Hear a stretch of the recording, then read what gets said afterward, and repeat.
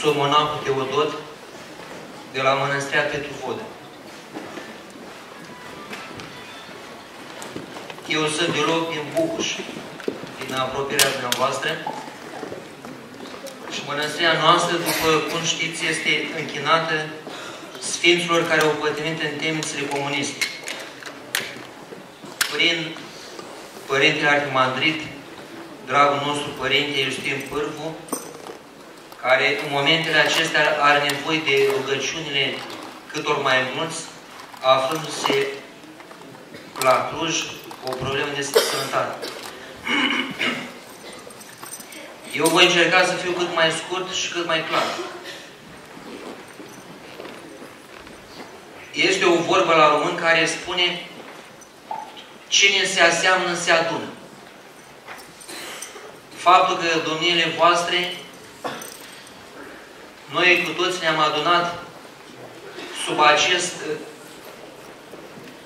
sub acest limb al Sfinților Închisorilor, care sunt prezenți prin Sfintele lor moaște, și trebuie să știm cu toții, după cum a spus Mântuitorul Iisus Hristos, că Împărăția Cerurilor se află în lăuntru vostru, în inima voastră. Așadar, l-avem în inima noastră pe Iisus Hristos de la botez, împreună cu Tatăl și cu Duhul Sfânt. Și dacă este Sfânta Treime în inima creștinului ortodox, imediat lângă Sfânta Treime este Maica Domnului, Sfântul Ioan Botezătorul, toți Sfinții, drepții și cei mântuiți. Aceasta este biserica cea vie din interiorul inimilor fiecăruia. Când un om trece din viața aceasta pământească în cea veșnică și-a mântuit sufletul, cei care l-au cunoscut și l-au iubit și îl pomenesc, simt că Duhul lui parcă a intrat în inima celui care l-a cunoscut. Așa sunt și acești sfinți din temnițele comuniste. După cum spune marele mucenic Radu Gir, acești sfinți, noi ne cuminecăm prin trânsii. Duhurile lor sunt prezente atât în Sfintele Moașe și în această taină și în inimile noastre. Iar eu vreau să vă fac dumneavoastră, băcăoane, conștienți de următorul fapt.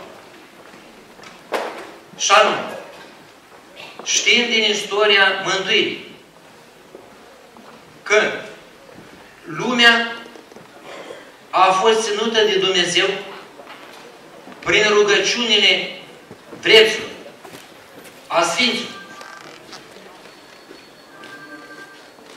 Ce a spus Dumnezeu cuvântul lui Avram? Dacă în această cetate vor fi 10 drepți, nu o voi pierde. Faptul că Bacău rezistă și Bucușul rezistă și el, și atâtea alte orașe și sate nu sunt încă pierdute de pe fața pământului, este datorită drepților și Sfinților. Să nu credem noi că neamul nostru românesc, țara noastră, rezistă datorită acestor programe, acestei conduceri politice satanice, acestei Uniuni Europene diabolice și acestor încrengături masonice. Deci să nu credem că țara noastră există datorită acestei diplomații, care și în biserică lucrează în mod necurat,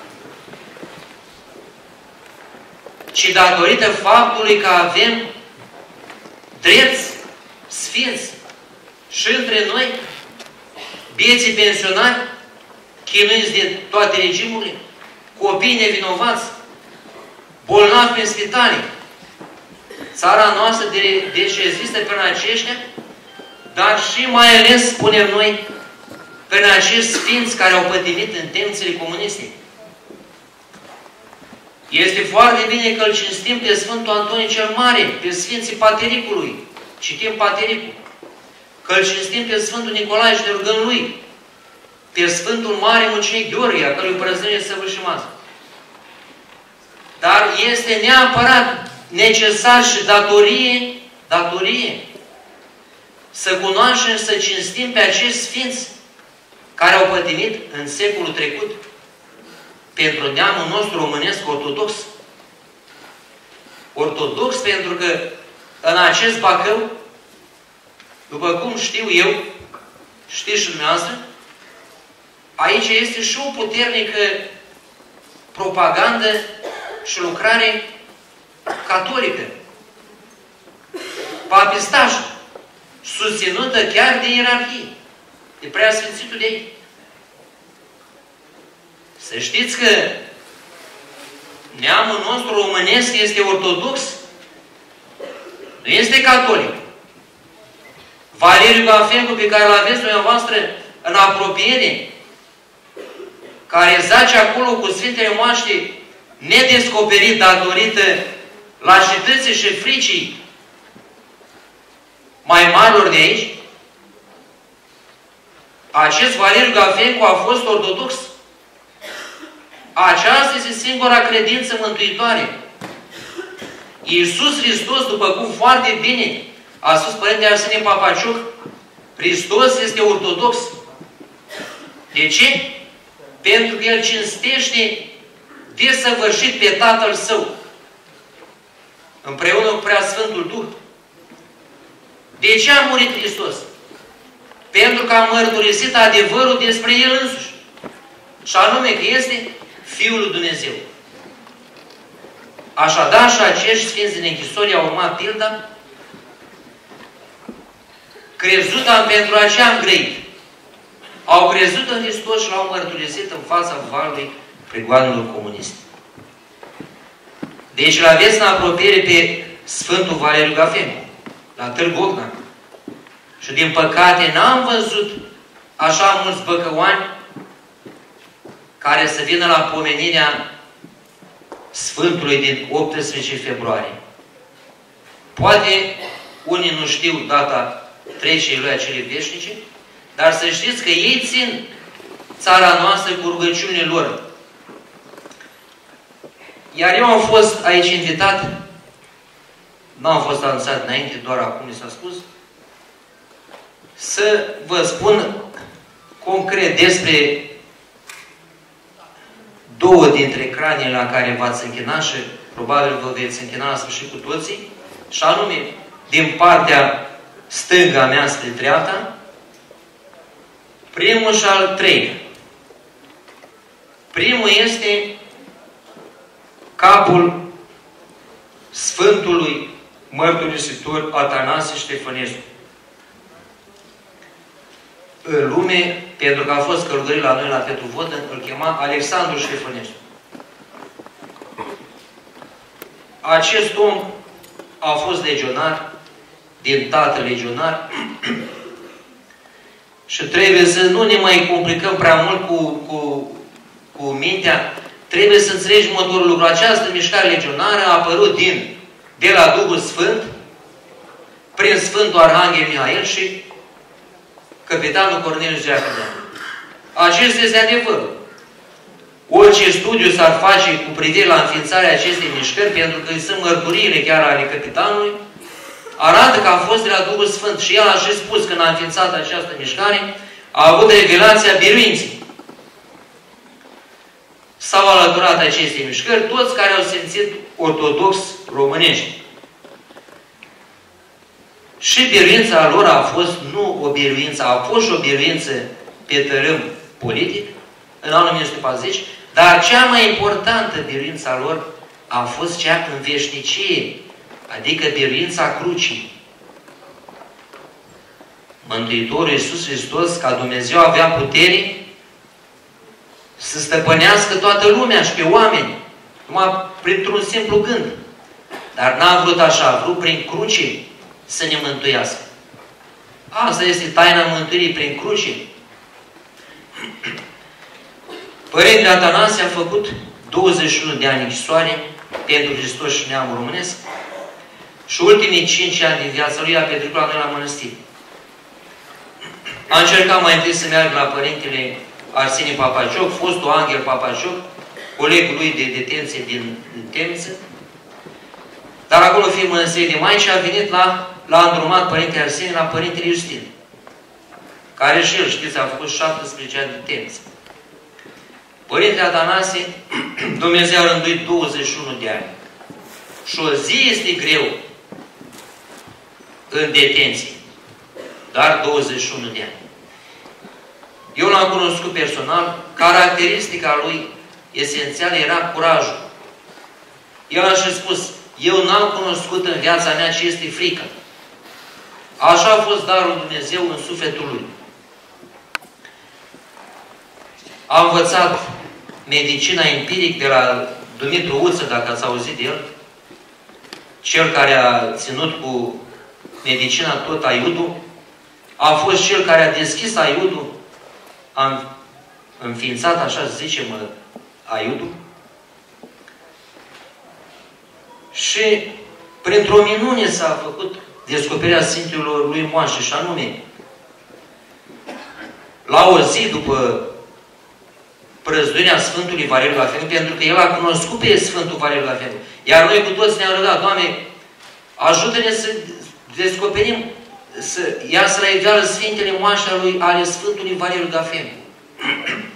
Iată că Dumnezeu lucrează altfel. El a judecățile negrăite, nepricepute de oameni.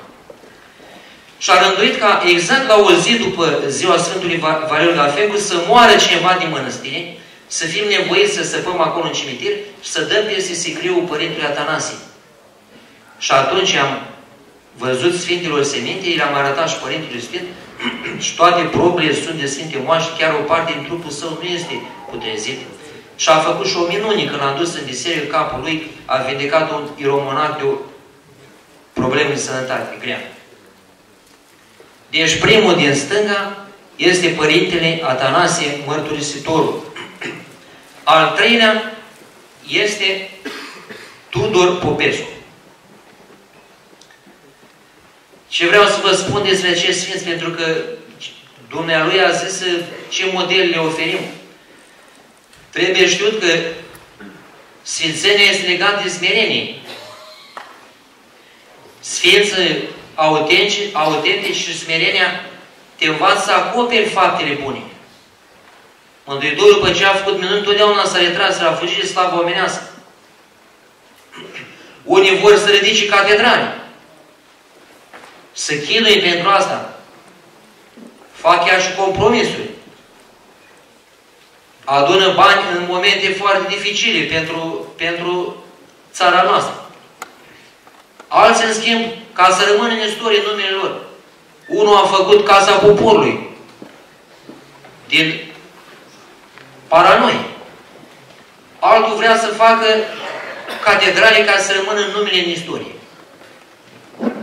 Acești sfinți însă și-au ascuns viața în așa fel încât despre unii nu prea sunt mărturii. De exemplu, despre Sfântul Ilie Lăcătușu n-a rămas scris decât jumătate de pagină dintr-o scrisoare către episcopul Guriei Grosu, de încurajare, când a fost înlăturat din episcopie, din scaun. Iată că Dumnezeu pe cei smeriți prea înalță. Cine se va smeri, acela se va înălța. Aceasta este legea lui Hristos. Și Părintele Atanasie îmi spunea că, ei, urmează să mor și eu voi fi îngropat mai în spate, pentru că Părintele Gheorghe Calciu, el este mai mare, el este mărturisitor, preot și a fost și în America ca un apostol. Deci el avea conștiința asta a omului smerit și într-adevăr este îngropat mai în spate decât Părintele Gheorghe Calciu. Dar uitați că Dumnezeu l-a descoperit pe el primul, înaintea Părintelui Gheorghe Calciu, deși au trecut doar 5 ani de la moartea lui, de la Părintele Atanasie. Anul ăsta se împlinesc 7 ani de la moartea Părintelui Gheorghe Calciu. Deci, vedeți, smerenia autentică te înalță. Asta vreau să vă spun, că acești sfinți în smerenia lor sfânt, despre Sfântul Ilie Lăcătuș nu se știa aproape nimic, dar i-a rămas trupul întreg neputrezit. Ceea ce constituie cea mai mare mărturie sfințenia lui. Despre Tudor Popescu, la fel, nu prea să știu multe din viața lui, pentru că era un om ascuns în sensul bun al cuvântului, era comunicativ, dar era ascuns în sensul bun al cuvântului. Nu făcea paradă. A fost și el conducătorul studenților legionari din Iași. Și când au fost arestări în 48, a fost arestat și el și a făcut 16 ani de închisoare și Părintele Justin a fost coleg cu el la Baia Sprie. Și ne-a vorbit câte ceva despre el.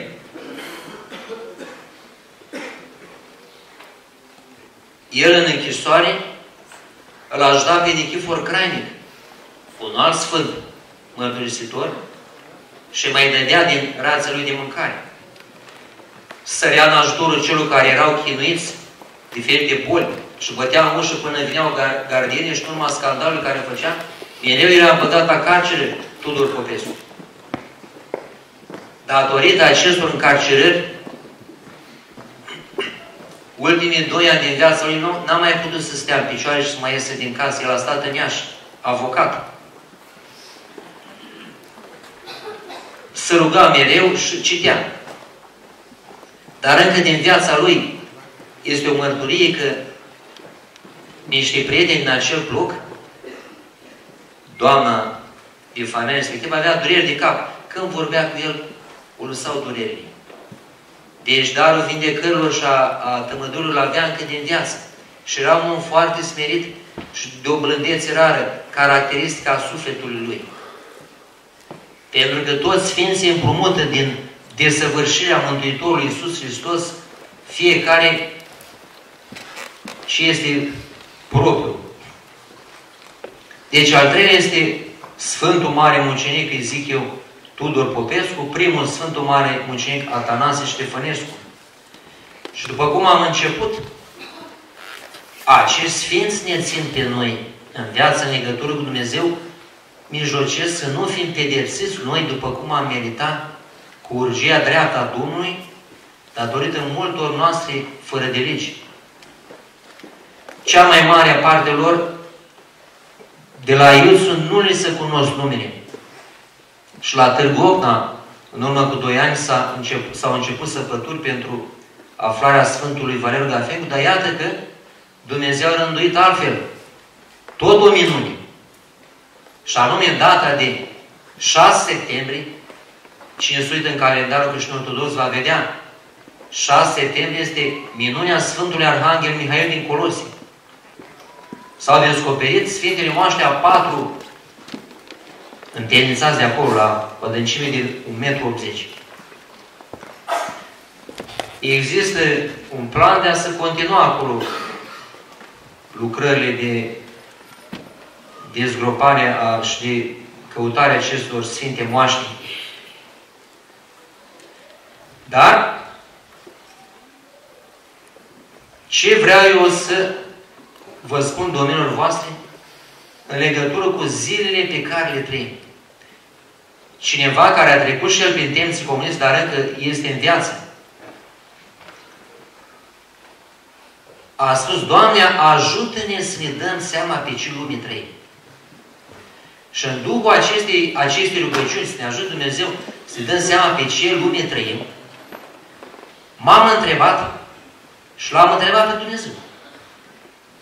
Doamne, noi, în Apocalipsa Sfântului Ioan Evanghelistul, unde ne aflăm? În ce moment în Apocalipsă?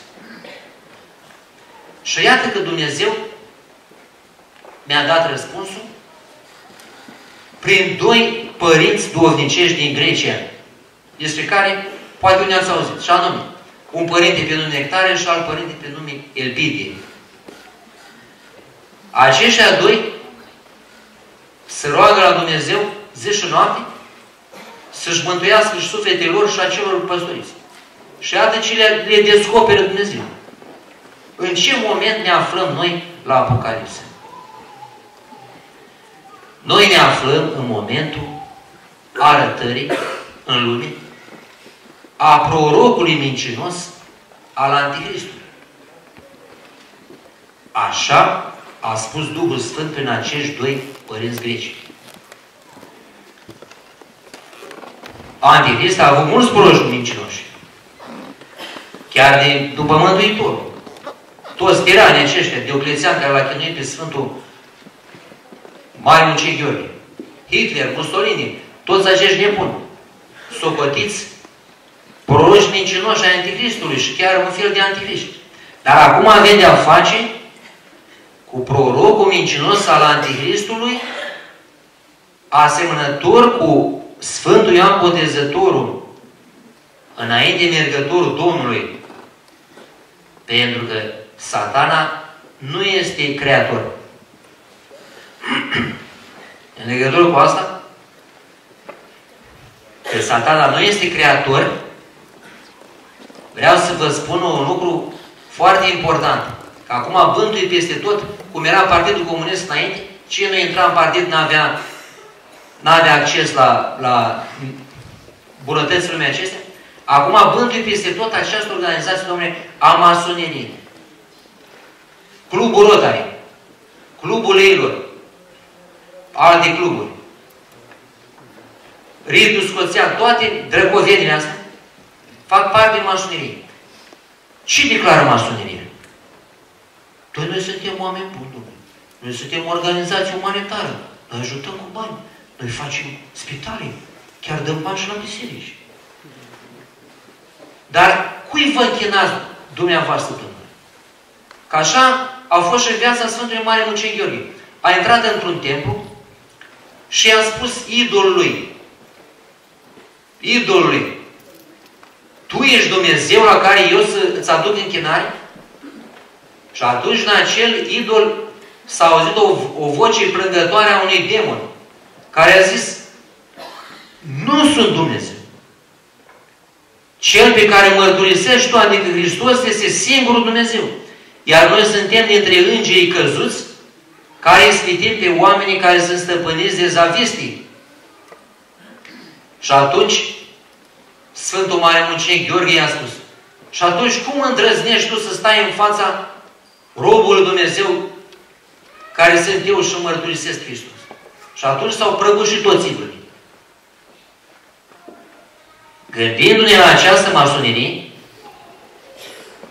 să dea Dumnezeu un Sfânt Mare Mucenic Gheorghe care să spună cui vă închinați voi masonilor? Cine este acel mare arhitect?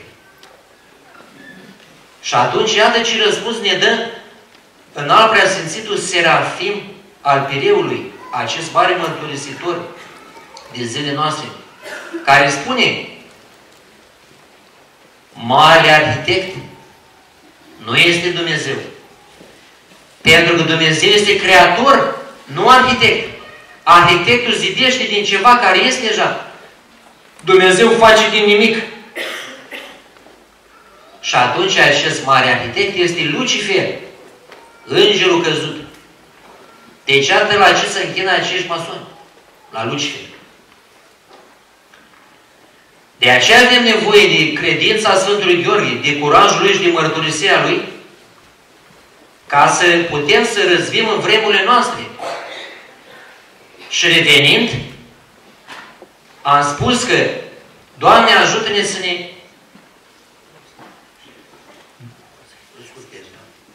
Doamne, ajută-ne să dăm seama în ce lume, de ce lume trăim. Și iată ce spune acest Elpidie. Cine este acest, și s-a arătat prorocul mincinos, cine este acest proroc mincinos al lui Antichrist? Este Papa Francisc. Și argumentează de ce este acesta proroc mincinos. De aia v-am spus să sunteți în Bacău și aici aveți probleme cu catolici.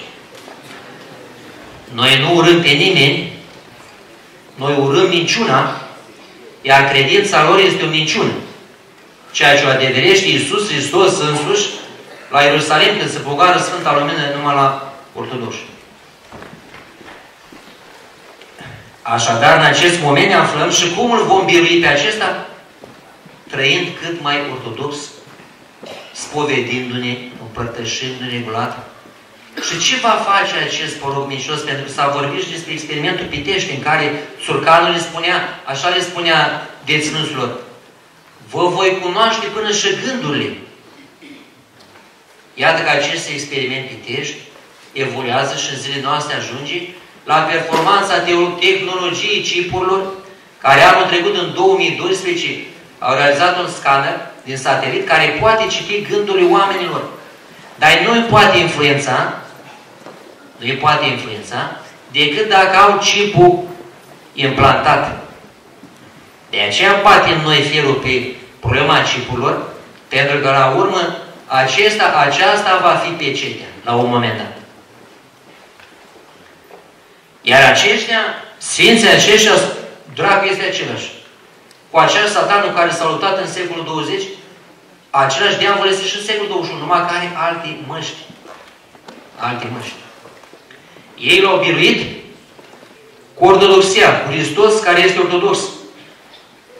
Și ce spune în Apocalipsă? Că s-a dat fiarei, care este acest proroc mincinos, s-a dat fiarei să lupte cu sfinții, adică cu ortodoxii, și să-i biruiască pe cei care se vor lăsa și ei biruiți. Dar următorul cuvânt este: și aici se va vedea credința și răbdarea sfinților. Dumnezeu Iisus Hristos să ne ajute prin rugăciunea acestor sfinți, să ne dea discernământ, să știm cu cine stăm de vorbă, chiar dacă are mitră de arhiereu, chiar dacă este îmbrăcat în preot, că aici nu văd aproape deloc preoți. Iar în temnițele comuniste au fost mii de preoți. De ce n-au venit aici măcar 10-20 de preoți? Vieții de ei sunt înfricoșați, Dom'le. Trebuie să știm, sunt înfricoșați de această conducere diabolică din biserică. Pentru care ne rugăm ca Dumnezeu să facă ceva cu ea, în așa fel încât, dacă nu ne ajută la mântuire, măcar să nu ne mai încurce. Dumnezeu să ne ajute.